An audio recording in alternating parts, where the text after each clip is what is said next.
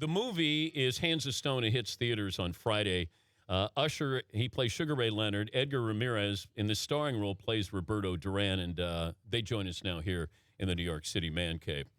Who was approached first here to do this movie? Well, you know what? Can we make a quick adjustment? You know, Okay. because I would love Edgar to have a winner's head gear. Can we switch? You know, the Knicks, they need a little help, so I come over here. You know? Okay. All right. So we have basketball-themed headphones. All right. He's got winners on now. Wait, who do you have on? You have... He's got the Cavaliers on. I got Cavaliers, too. And Usher, of course, you're a minority owner with the Cavaliers? Yeah. And you're wearing the Knicks? Yeah. I'm in New York, while in Rome, right? Did you get a ring? Yes, I have a ring. You will get a ring. It's coming, yeah. Oh, that's awesome. Yeah. All right, so who got approached first? I'll explain that. Yeah. You, Usher, actually, you got approached first. I mean, you've been on board this project for longer. So when Jonathan reached out to me, obviously, it's an easy sell because I dance, I perform. There's some, idea of improvisation with dance and performance. So it will make it easy for me to pick up Sugar Ray Leonard's movements. And that was only the beginning. But when you read the script, you recognize that this is a real, substantial piece of art. And, I mean, he's amazing. This was an independent. And I thought that I knew enough about Sugar Ray Leonard, but I only knew the perspective that was the fact that he was an Olympic medalist, the fact that he was celebrated as a boxer, the fact that he was endorsed and as an African American. That was pretty amazing, Yeah. And but when I read the script, I really got a different perspective and understanding and respect for Roberto Duran and his full story. So then when they approached you, Edgar, Yeah. what did you know about Roberto Duran at the time? Well, I knew the legend, the myth. I'm from Venezuela, and my dad has always been a huge fan of Roberto Duran. But when all of this that it's portrayed in the film went down, I was 3 years old. So I just knew the story, some of it. I mean, Manos de Piedras, which is Hands of Stone in Spanish, was a name that always resonated in my childhood, but I didn't know in much detail how fascinating his life was until it was approached by Jonathan to the film. And then De Niro comes on. When does De Niro come on board here? De Niro was on very early as well. Yeah, before Usher and I. Oh, okay. Yeah, he really championed for this film to be made.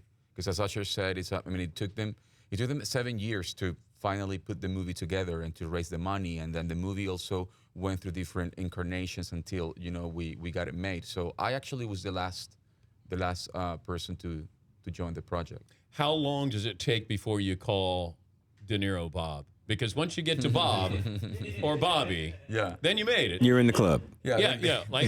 Then you've been made. Yes. How long did it? You're a made man. Touche, my friend. Okay. Touche. How long did it take before you go, Bob? I think Jonathan gave us all the license to go for Bob. Jonathan Jakubowicz, the director, because they had a really great relationship. I heard him calling, Robert Bob a lot. So I said, okay, let me just try it. Yeah. let me try. You didn't do a Mr. De Niro when you first met him, did you? Nah. Oh, okay.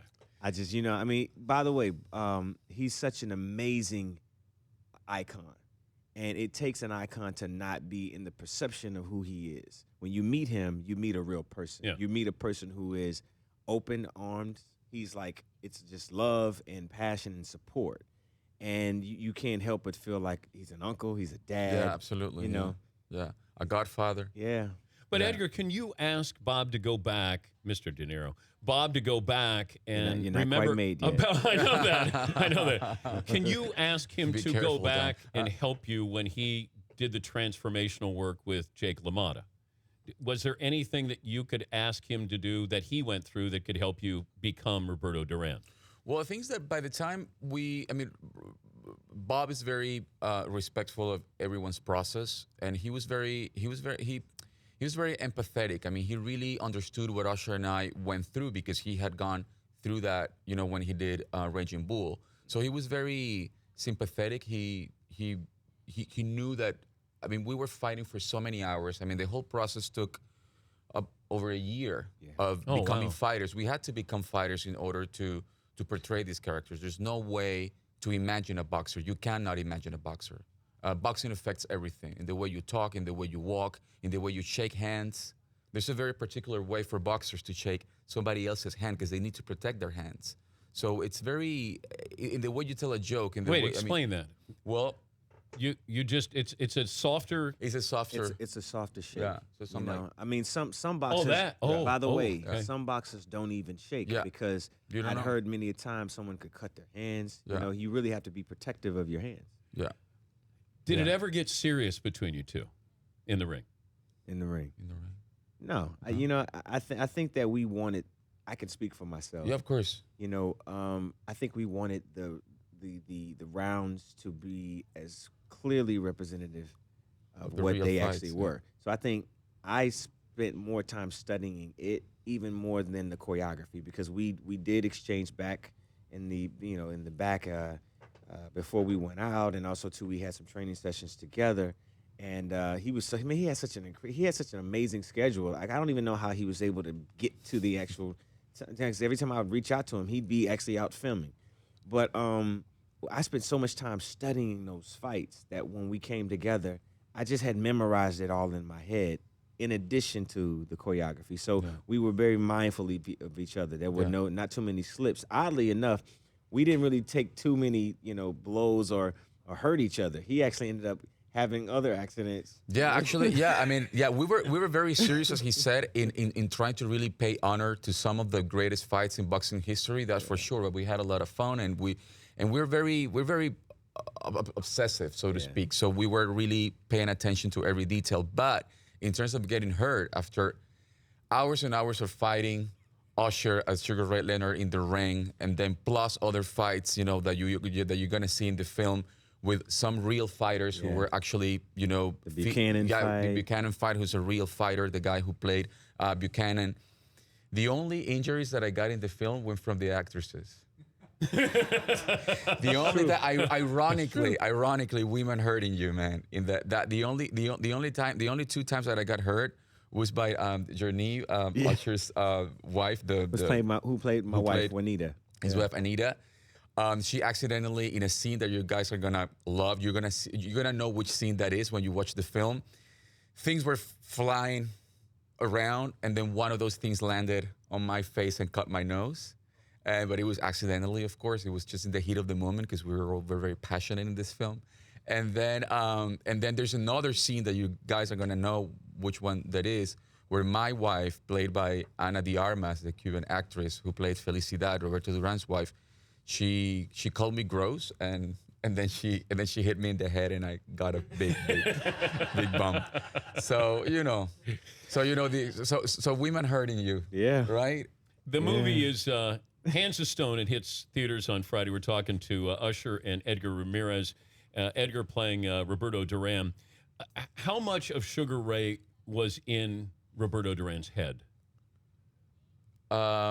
In what sense? Mind games. Well, yeah. I mean, that's actually and for everybody, but especially for boxing fans, I think that one of the most amazing things about this film and what makes the film so unique is the fact that it really explores the psychological aspects of the sport, and it shows you that it's basically a mental sport. And Roberto Duran was the master of screwing with people's mind. And actually, when you talk to Sugar, I mean, coincidentally, I ran into Sugar Ray Leonard for the first time the night before the premiere. It was 2 nights ago. It was my first time that I met Sugar Ray in person, and yeah, he's still a little bit freaked out by how Duran in the first fight, like really messed with his head, and then also became, was also trapped by his own strategy later on, but you're going to see that in the film. But a lot of it is that we think Duran now when we think No Mas. And he was so much more than that. Yeah. And Sugar Ray Leonard was so much more than just those fights with Duran. But when I say Roberto Duran, most people think he quit. Well, the movie makes you clear of who he is and the history. This is a film about Manos de Piedra, the Hands of Stone. And that psychological warfare that most athletes, boxers understand, is a matter of intimidation. And he was incredible at it. As Matter of fact, it was one of the great things that helped prepare me for Sugar Ray Leonard, right? I read his book, and he speaks in detail about how intimidated he was by Duran. He was an animal. Yeah. Yeah. He'd never seen or experienced anything like that. And oddly enough, because it's not like he didn't have opponents who were aggressive in the ring, but this man had no barriers. He talked about his wife. He insulted him. He racial slurs, all of these things that psychologically tore down or created another story, a different narrative for him, which is why he fought him, flat-footed. Yeah. And then there's the second fight, which is in history known as, this moment that not many people understand. But I think in many ways he awakened something in Sugar Ray Leonard. He gave him edge. He made him understand that it's more than just about being an Olympic medalist and doing things for honor, but also too the other aspect of the sport. Your footwork, I mean, just in how you perform. Yeah. Do you see boxers, like, is there a correlation between having that artistry to be able to have some theater, footwork, showmanship? The type of confidence that you have to have coming into the ring is no different than standing in front of 60 or 18 or 12 or 2,000 people. You have to have this, this, I don't know, man. I don't know what the word for would to properly depict it, but you have to have this this confidence, that you can dominate, and that's something that I think all of them mastered. And we were only acting in the space. Of course, we prepared like boxers, but man, you can't live up to the type of pressure that boxers are under. It's true. Yeah, It's true. Because actually the audience becomes also another opponent. Because you're there, you have this guy in front of you who's ready to beat the hell out of you.